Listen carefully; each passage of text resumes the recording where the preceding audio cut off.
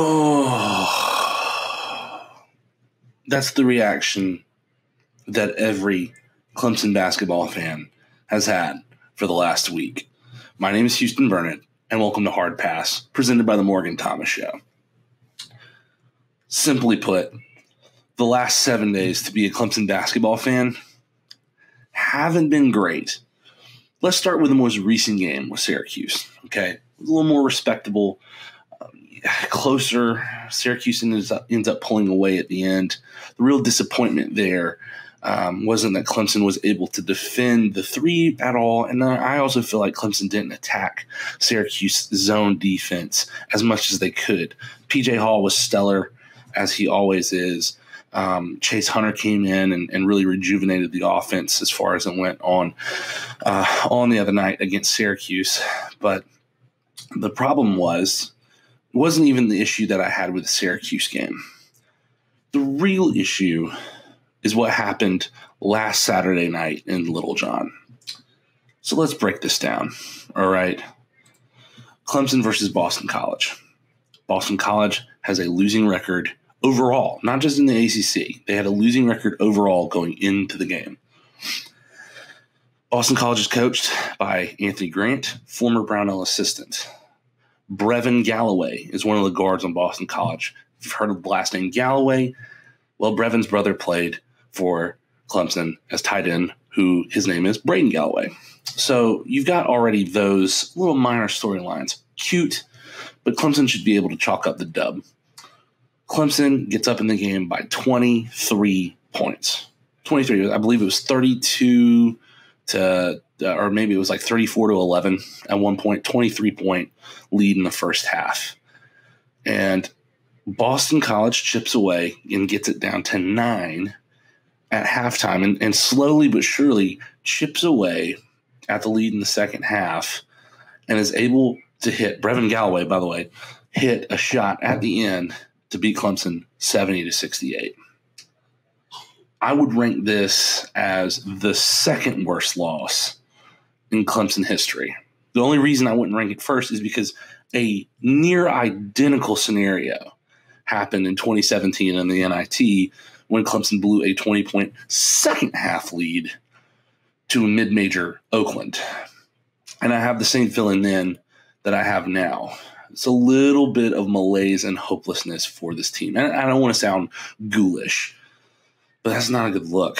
And it's a really, really big uphill battle from here for Clemson basketball. So where does Clemson go from here? Well, it starts, I'm recording this on Friday night.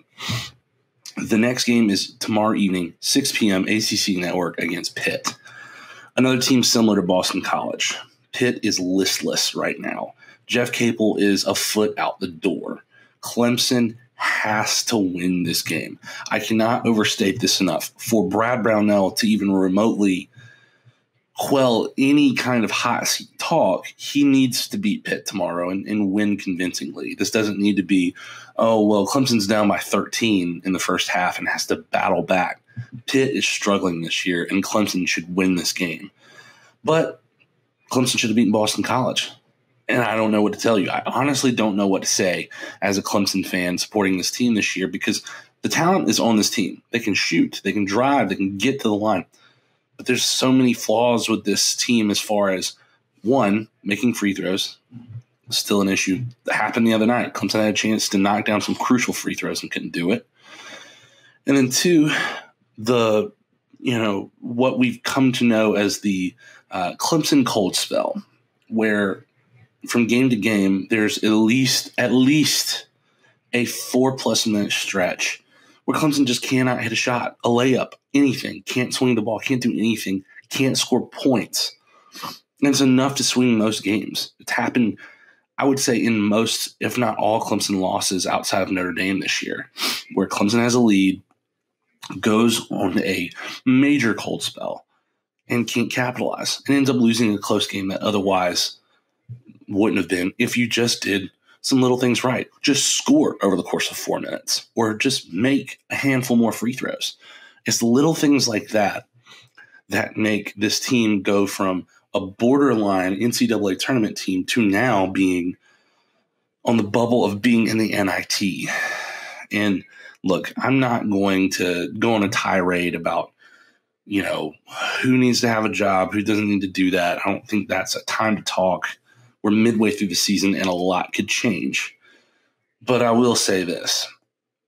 If this team goes from once again being on the turning line to not going to the NIT, it's not a good look. And the same can be said as something of if you're on the turning line, Clemson was potentially looking at an 11 seed or a 10 seed, or even if they'd have won some crucial games down the stretch, maybe even a 7 or an 8 seed. But now you're looking at a 4 or 5, 6 seed in the NIT, and that's just something that's really hard for this team to recover from. It's a hard look for Clemson basketball in the case of dropping from the NCAA tournament all the way down to the bottom of the bubble for the NIT. So it's going to be interesting to see come end of March, early April. We'll see. But let's not get ahead of ourselves. Watch the game tomorrow at 6 p.m. on ACC Network, Clemson versus Pittsburgh. And look, if you want to get more of our Clemson talk, Clemson recruiting, Clemson football, even Clemson baseball from time to time, and your lone Clemson basketball fan apparently on the show, but tune in to Morgan Thomas Show, 8 p.m. or I'm sorry, oh my word, 7 p.m. To 8 p.m. 7 to 8 p.m. on Thursday nights. You can find us on YouTube. You can find us on Facebook. And, every now and again, you might be able to find us on 105.5 The Roar. We'll keep you posted with that. But the main thing is hit that like and subscribe button. We have plenty of content for Clemson-wise videos that we put out weekly, daily, on the spot sometimes whenever things happen. So smash that subscribe and like button, and we'll talk to you soon.